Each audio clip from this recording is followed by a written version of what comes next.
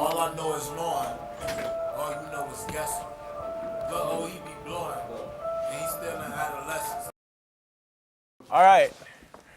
Our next guest today for Intolerably Awkward is the upcoming artist named Malik, but he goes by, I'm not quite sure. For real, we'll talk about that when he gets here. Malik, I'd like to bring him to the show. Come on. How you doing, buddy? What's up, bro? You were low-key on the first ever airing. On First ever airing, yeah. It just never aired. Just never made it. It's unfortunate. It's okay. Yeah. So how you doing today, man? I'm well. How about yourself? I'm well. That's well. You got class today? Yeah, I got class. I had class from 10 to 11:15. I got class from 6 to 8:30. Ceramics.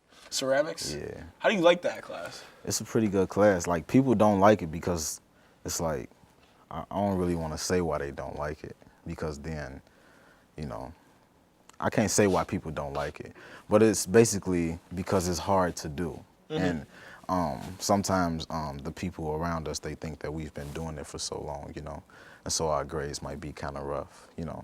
But I don't want to put it on the professor, you know what I'm saying? 'Cause I'm still trying to get a good grade, you know? Yeah. So I ain't trying to say it's the professor who makes it hard, you know, but that's why people say it's a hard class. But I enjoy doing it, you know. I enjoy the actual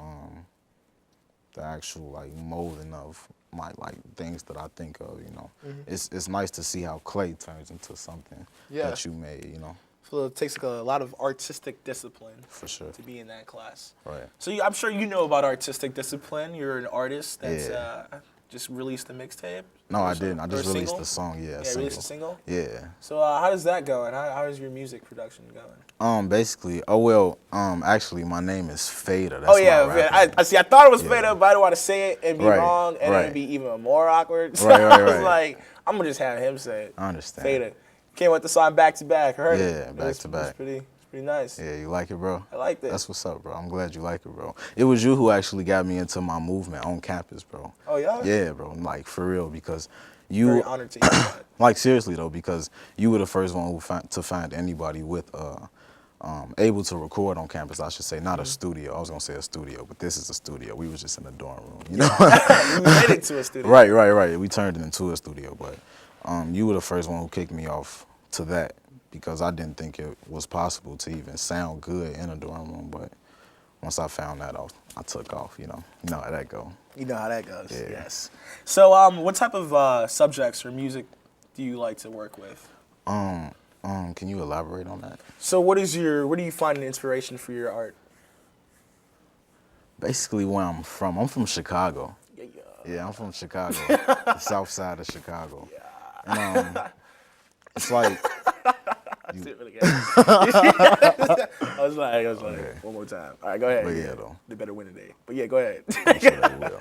But yeah, I'm from the south side of Chicago, and it's like I grew up in Chicago, but when I was in 7th grade, I moved to Mississippi, and so after that, like, it gave me a different perspective on life, because growing up where I was, it wasn't that I didn't have a choice to, like, whether it be good or bad, because I wanted to be bad. Like, I just wanted to do bad things. Like, I just liked, like, ding dong ditch, because I was only a kid, you know?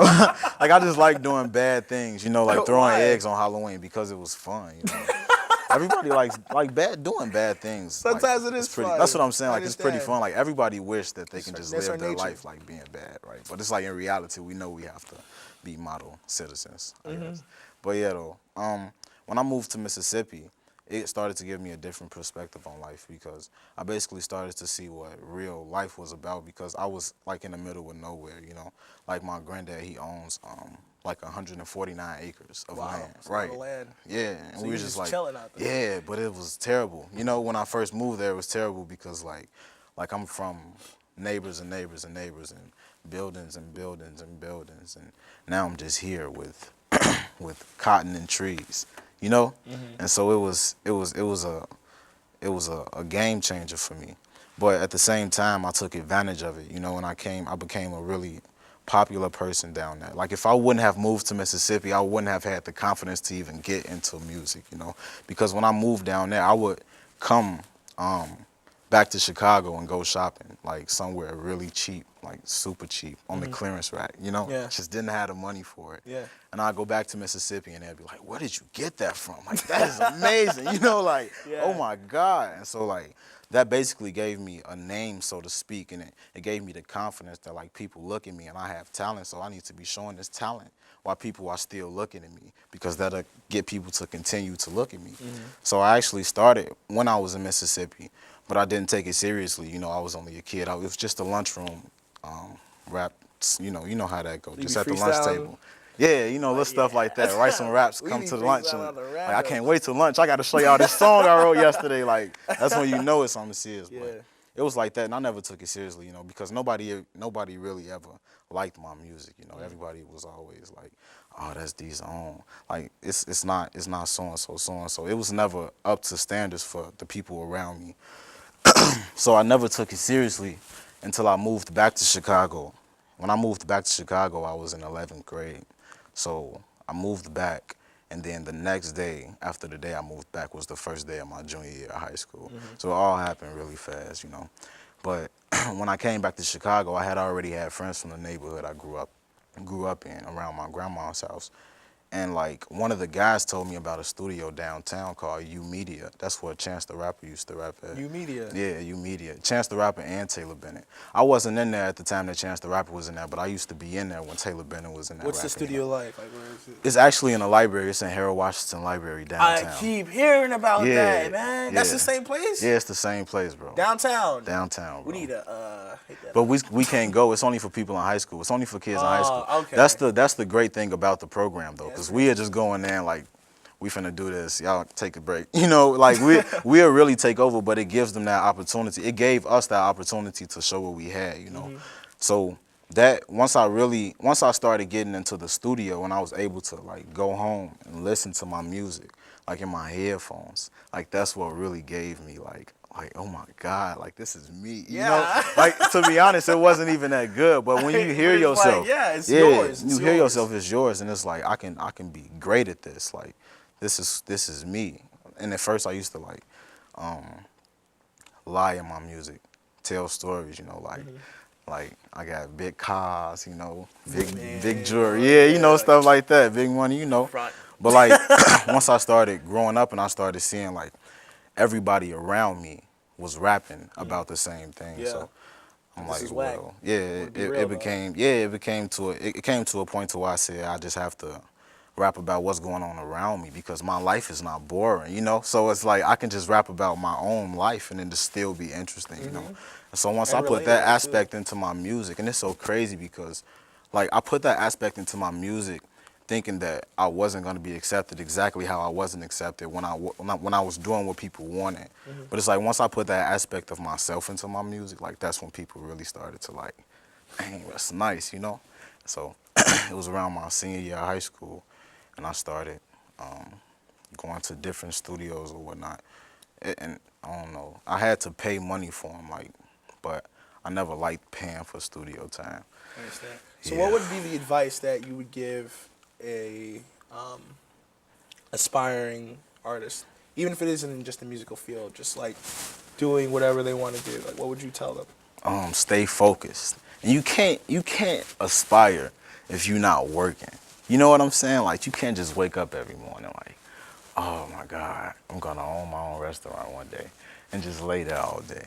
You can't just lay there and just dream about your restaurant. You gotta go make that happen, you know? So everybody can aspire for something, but it's all about if you're gonna work for it, you know? Like, that's all, like, you have to stay focused. If you lose focus, then, like, it's not gonna happen. If you would've lost focus on Intolerably Awkward, we wouldn't be sitting here right now, you know? But you stayed focused, bro. That's what I like about you. This guy's amazing. You are amazing, bro. Like, every time I see this guy, he's working, like, you were amazing, bro. Like, you stay focused, bro. You inspire me, bro. Like I told you, you got me started, like, with the movement on campus, bro. Like, you one of the inspirations I see, bro. If I could see my peer doing good, that's what I was saying at a meeting I was in, like, a few weeks ago. Like, people look up to legends. I look up to my peers. Like, if he can do it, I can do it. I don't know what my legends were going through. I don't know what they were going through, you know, but I see you right here, right now, and you working hard. So it's like, I have to work hard, too. So that's the mentality I have. Like, you have to stay focused. That's all you got to do. It's not hard. Respect. All right, appreciate it. Most definitely. Well, thank you for coming on the show and sharing your insight and your knowledge. I really appreciate it. Most definitely, bro. Yeah, That's how you shake hands, bro. All right, bro. Sure, You'll be on the show again. All right, doing bro. skits and stuff. So right. yeah, Take Malik, out. aka FADAH, you just did. All right. Yeah, it's awkward now. All right. I gotta get my other guests. I totally forgot about homie though. He's left it out there. You next, huh? Nah, you're not next.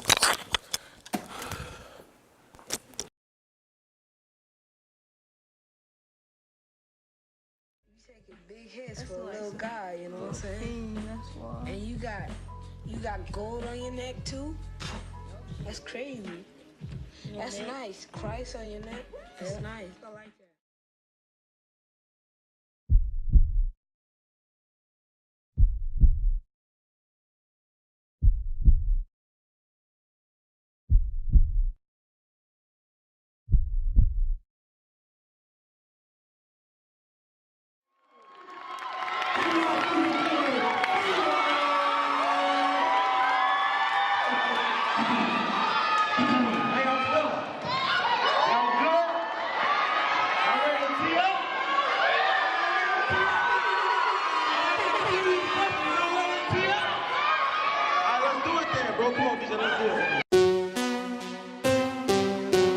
Yeah.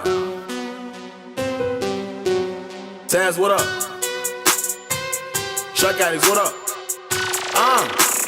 Check that I ain't even got the time. I ain't even got the time. I can phony with the script. I don't want not a line from line.